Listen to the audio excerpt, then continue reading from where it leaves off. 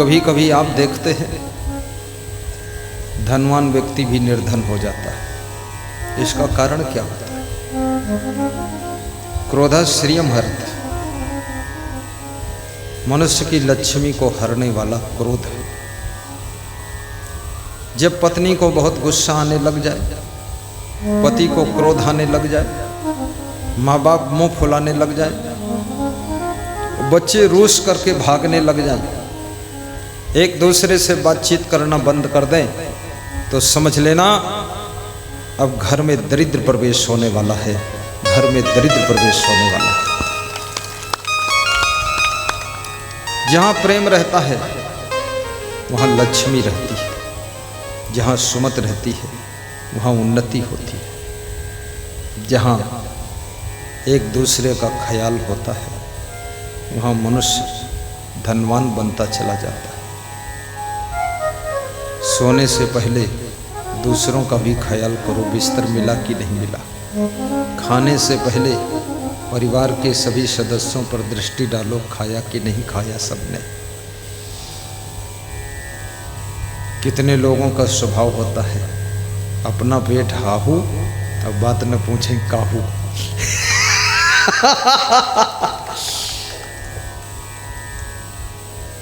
दूसरों का ख्याल करना ये भगवान का गुण है। पराया दर्द अपनाए उसे भगवान कहते हैं, किसी के काम जो आए उसे इंसान कहते हैं, उसे इंसान कहते हैं। दूसरों को सताए उसे शैतान कहते हैं, मिल बांट कर खाए उसे इंसान कहते हैं, उसे इंसान कहते हैं। दूसरों का दर्द दूर करे उसे भगवान कहते हैं, उसे भगवान कहते हैं। परिस्थितियां बदलेंगी, मौसम बदलेगा, मन भी बदलता है। सावधान न रहो तो प्रेम भी बदलता है। जो प्रेम शुरुआत में पति पत्नी के बीच में होता है, माता पिता और संतान के बीच में होता है, जो लोग सावधान नहीं हो प्रेम भी धीरे धीरे कम होता चला जाता है। प्रेम की रक्षा करना पड़ता है। प्रेम छोटा सा शब्द है, 2.5 अक्षर का शब्द है, लेकिन सारी दुनिया के अंदर प्रेम का ही कमाल है। जिनके घर में प्रेम नहीं है उस घर में रहने वाले लोग खुश नहीं हैं, और जिनके घर में परस्पर प्रेम है उस घर में रहने वाले स्वर्ग के सुख का अनुभव कर रहे हैं और कहते हैं मेरे जैसा घर सबका हो और मेरे जैसा परिवार सबका हो, हमें बहुत सुख मिला है। बुद्धिमानी से काम कीजिए, विवेक से डिसीजन लीजिए, मिलजुल करके रहिए और झुकना भी सीखिए। विनम्रता मनुष्य का आभूषण है, सरलता तुम्हारी शोभा है, परिश्रम उन्नति की चाबी है, प्रसन्नता लक्ष्मी को घर में बुलाने का बहुत बड़ा मंत्र है। हंसमुख स्वभाव स्वस्थ रहने का उपाय है। क्षमा करना संगठन का मंत्र है। अनुशासन रखना उन्नति का सूत्र है। नियम में चलना चरित्रवान बनने की निशानी है। संयम से रहना सुख पाने का उपाय है। संयम नियम से भी रहो। जरा रूपम हरत, मनुष्य के सुंदर रूप को बुढ़ापा हर लेता है। बुढ़ापा धीरे धीरे सबके जीवन में आ रहा है, और कितने लोग ऐसे सौभाग्यशाली हैं जो बचपन बीतने के बाद तुरंत बूढ़े हो जाते हैं, जवान कभी होते नहीं, जो अपने शरीर की शक्ति को बेतहाशा छीण करते हैं, जो अनर्गल चीज़ें खाते पीते रहते हैं, वो बचपन से डायरेक्ट बूढ़े हो जाते हैं, वे जवान होते ही नहीं। गुजरात में एक सज्जन मिले, बोले हमारा बेटा हमसे भी ज़्यादा कमज़ोर है। तो हमने कहा आपकी उम्र क्या है? बोले 70 साल। बेटे की उम्र? बोले 25 साल। बोले हमसे ज़्यादा बूढ़ा वो है, आप देख लो थोड़ा। बेटा आया, मैंने देखा तो बाप हष्ट पुष्ट था, बेटा बड़ा कमज़ोर था। तो हमने कहा क्या हुआ? बोले आपकी दुआ, जो भी हुआ, हाय बुआ।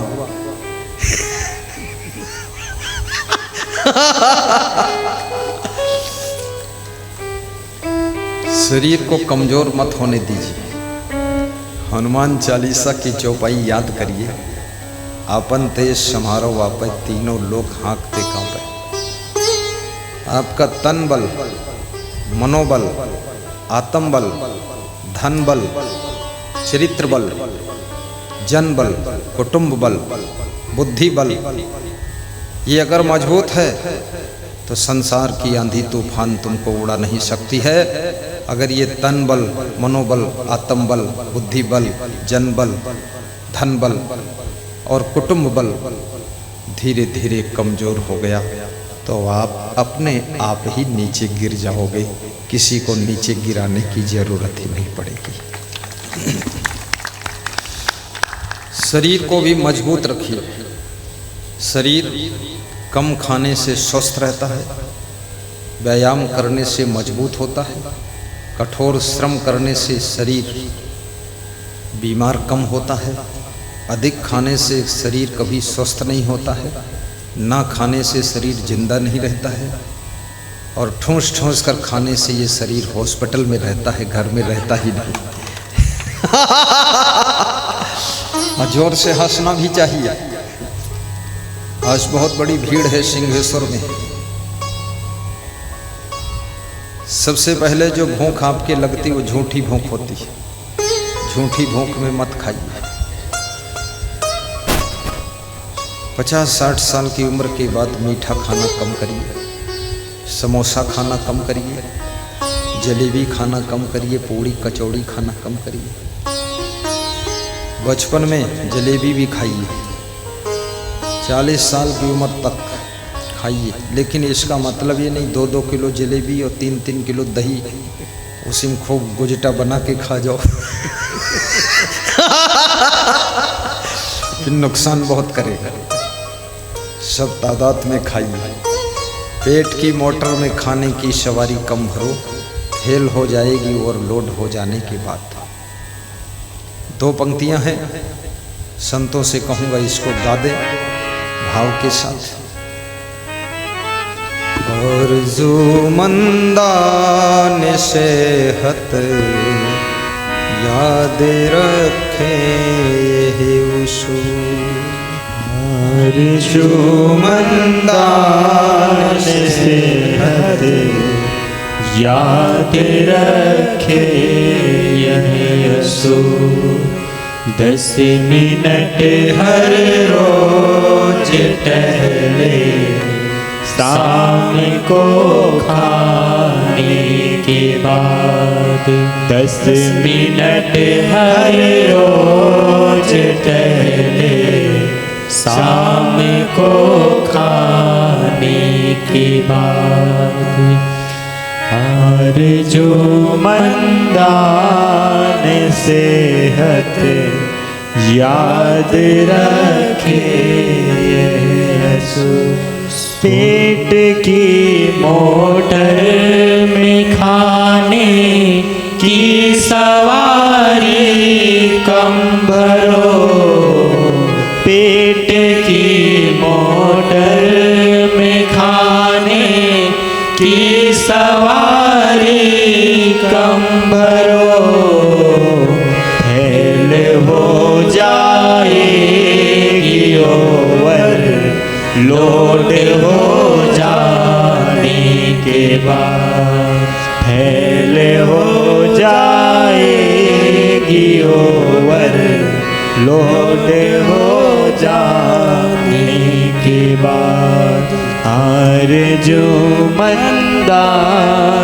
सेहत याद रखे यह असूल 10 मिनट हर रोज टहले शाम को खाने के बाद 5 मिनट हर रोज टहले शाम को खाने के बाद सुना गलत है आपका सूरज निकल आने के बाद 10 मिनट हर रोज टहले शाम को खाने के बाद। बोलिए सद्गुरु भगवान की जय।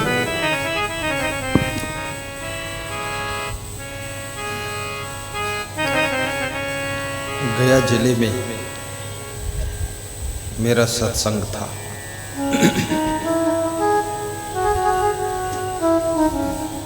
मुख्य आयोजक श्री राजेंद्र कुमार यादव थे।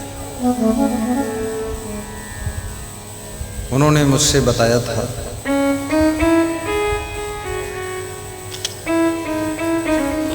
10 वर्ष पहले मैं बहुत बीमार रहता था। अब मरे ऐसा होता था। बचने की उम्मीद नहीं थी, लेकिन मैंने योगा शुरू किया।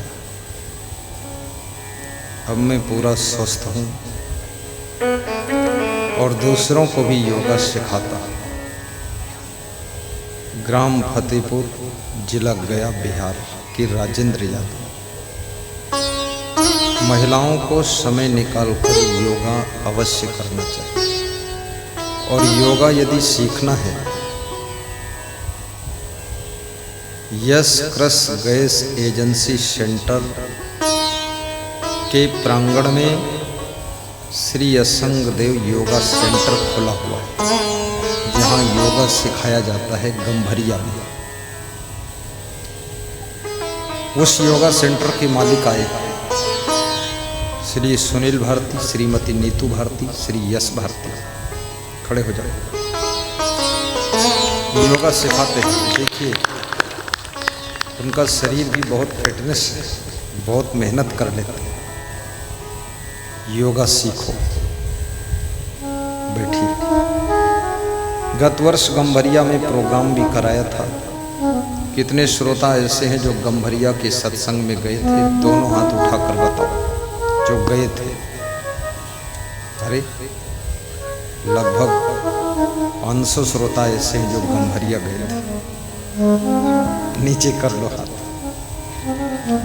बाकी लोग इसलिए गंभरिया नहीं गए थे, उनको पता था गुरुदेव स्वयं यहाँ सिंहेश्वर आएंगे, हम क्यों जाएंगे।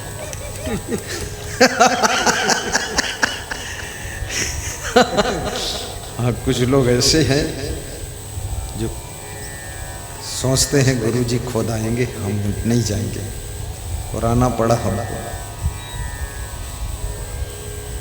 जरा रूपम हरत, बुढ़ापा मनुष्य की सुंदर रूप को हर लेता है।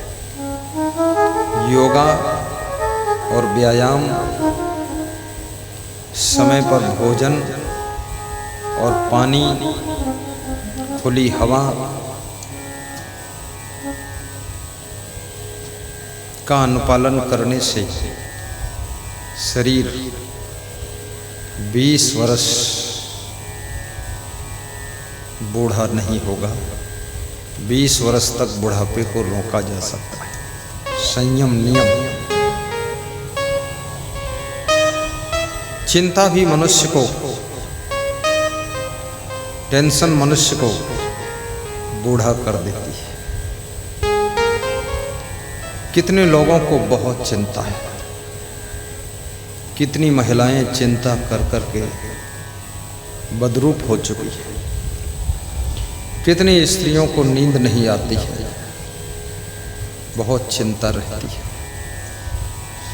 कितने माता पिता अपने बच्चों की चिंता में ठीक से सो नहीं पाते हैं, और कितनी संतान भी अपने पिता की गलतियों के कारण सो नहीं पा रहे। व्यास गादी निवेदन करती है, चिंता करने से तुम्हारी 4 चीजों का नुकसान होता है। संतापाद भ्रस्यते रूपम, संताप करने से, चिंता करने से सुंदर रूप नष्ट हो जाता है। टेंशन आपके मुखमंडल को बदसूरत बनाती है।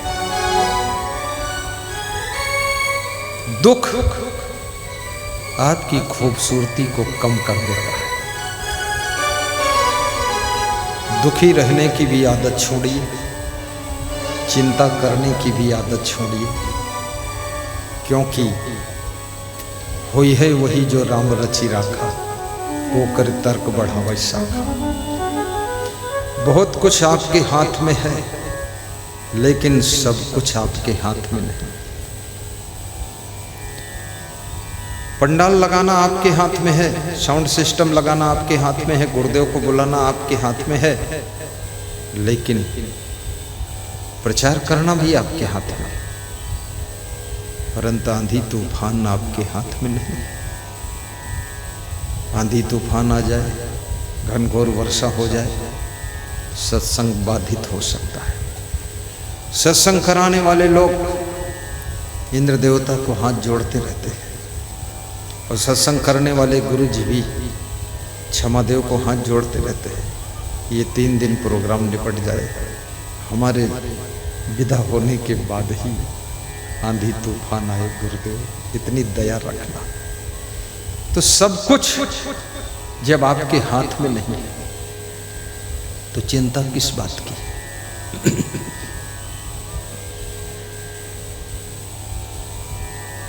और चिंता से जो बचना चाहते हैं वे कृपया अपने भीतर विवेक को जागृत करें, विवेकवान बने।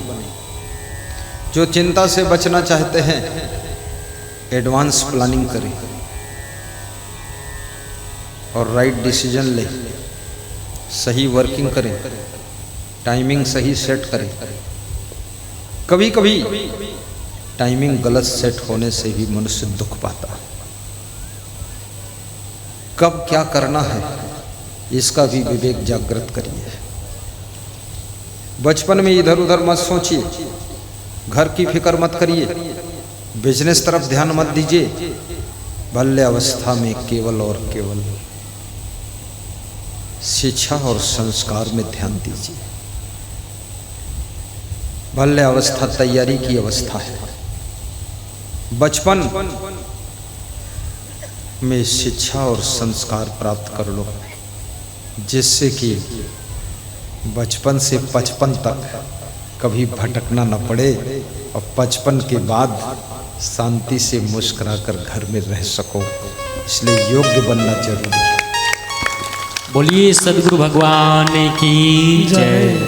हर बेटी को ख्याल करना चाहिए, ये माता पिता कब तक तुमको धन देंगे, कब तक तुमको पैसे देंगे, थोड़े दिन, लेकिन तुम स्वयं अपने माँ बाप के पास से शिक्षा रूपी धन लेकर के जाइए, संस्कार रूपी दौलत लेकर जाइए। ससुराल में भी सुख मिलेगा, जहाँ रहोगी वहीं तुमको लोग सम्मान देंगे। संस्कार विहीन बेटी और संस्कार विहीन बेटा संसार में कहीं भी सम्मान नहीं पाता है, और जिनके जीवन में संस्कार है वो चाहे जहाँ संसार में रहे, हर जगह उसका आदर होता है, हर जगह शांति मिलती है। कलयुग में माँ बाप अपने बच्चों को शिक्षा देने के लिए प्रयास करते हैं, इसके लिए मैं धन्यवाद देता हूँ, लेकिन संस्कार की चिंता बहुत कम है माँ बाप को। बेटी पढ़ते पढ़ते धीरे धीरे माँ बाप को भूल जाती है, एक सज्जन कह रहे थे मैं डॉक्टर हूँ, बेटी पढ़ने के लिए अमेरिका गई, वहीं किसी अंग्रेज के साथ विवाह कर लिया, हमको पता ही नहीं चला। तो हमने कहा पता लगा कर भी क्या करोगे, आपने शिक्षा दिया था, संस्कार दिया नहीं। तुम कहते हो हमको पता नहीं चला, उस बेटी को पिता का ही पता नहीं कि मेरा पिता कौन है। निकल गई। हर माँ बाप चाहते हैं कि अपनी बेटी का विवाह मैं अपनी आंखों सामने करूं, मर्यादा से करूं, सम्मान से करूं, अपने बेटे का विवाह भी अपने तौर तरीके से करूं, कोई ऐसी भगत परिवार की लड़की ढूंढ दूं, कोई ऐसा लड़का मिल जाए, शाकाहारी परिवार हो, संस्कार से भरा परिवार हो, ऐसे परिवार की बहू मेरे घर आए और ऐसे परिवार का बेटा मुझे दामाद मिले जिसके साथ में कोई अड़चन ना आए। ये संस्कारों से ही संभव है। संस्कार सत्संग से खूब मिलते हैं, संस्कार सज्जनों से मिलते हैं, संस्कार प्रेमियों से मिलते हैं, संस्कार याद रखना भक्तों से भी मिलते हैं। इसलिए अच्छे लोगों की संगत कीजिए, अच्छी अच्छी बातें सीखिए, मंगलमय जीवन बनाइए और साहेब बंदगी भी बोलिए। साहेब बंदगी, साहेब बंदगी, साहेब बंदगी। अपने घर को मंदिर समझिए, घर को घूरा मत बनाइए और घर में प्रेम से रहिए। समस्याओं को पैदा करने की आदत छोड़िए, समाधान ढूंढना ही नहीं पड़ेगा।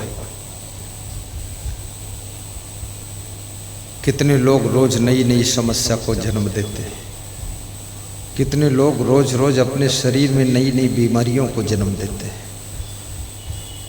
कठिन श्रम कीजिए लेकिन थोड़ा आराम भी कीजिए। सोने से पहले 16 दाएं 32 बाएं करवट लीजिए, 16 बार दाहिने करवट लीजिए, फिर सीधे होइए। 32 बार बाएं से सीधे, दाएं बाएं करवट लेने से भी स्वास्थ्य में 50% सुधार होता है। गंदे लड़कों की संगत छोड़िए, गंदी लड़कियों से दोस्ती मत कीजिए, ज़्यादा फ्रेंड भी मत बनाइए।